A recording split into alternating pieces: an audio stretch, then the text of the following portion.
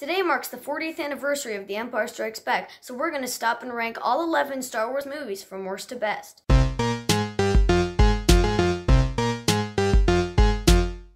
Before we get started, just a few reminders. I'm going to be excluding the Ewok movies, the Star Wars Holiday Special, and the Clone Wars movie. And know that my list is just my opinion, and I'd love to see yours down in the comment section. With that said, let's get started. Coming in last place is Star Wars The Last Jedi. Now, I think this is the most beautifully made Star Wars film, and when the action comes, it's actually really great. But I don't like how they portray Luke and introducing Rose as such a main character. So overall, this is definitely not the best Star Wars film. Coming in at number 10 is Solo: A Star Wars Story. Now, this is probably the most frustrating Star Wars movie for me because I can't imagine anyone else playing Han Solo than Harrison Ford, and the Darth Maul appearance at the end was like, wow, but then also really confusing. Taking my number 9 spot is Attack of the Clones.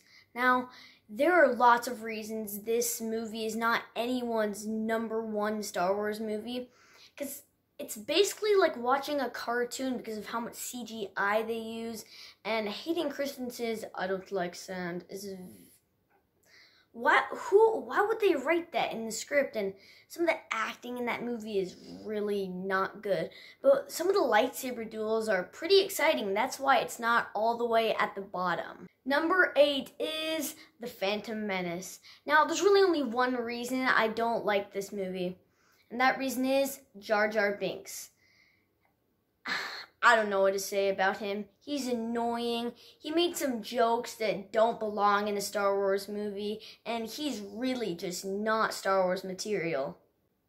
Some of you are going to be a bit frustrated by this pick, but coming in at number 7 is The Empire Strikes Back. Now, there's nothing really bad about this movie. It's just, on my list from 7 to number 1, all of the movies are great. I love them all. But I had to put this one a little bit lower because of the quality. I know it's from 1980, but the action sequences aren't as exciting as the movies from 7 to number 1, like I said before. So that's why it's not higher and as high as most people have it. Taking my number 6 spot is A New Hope.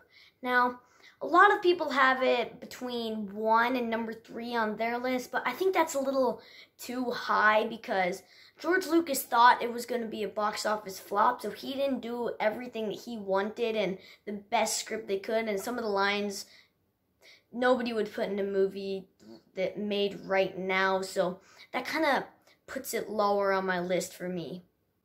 Kicking off our top 5 is Rogue One: A Star Wars Story.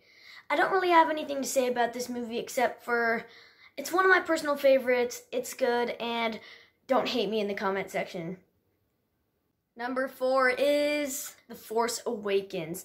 I love this film for so many reasons, and it introduced some of the best Star Wars characters of all time, like Rey, Finn, and Kylo Ren as one of the best Star Wars villains ever. And the action sequences were great, and Han Solo's death was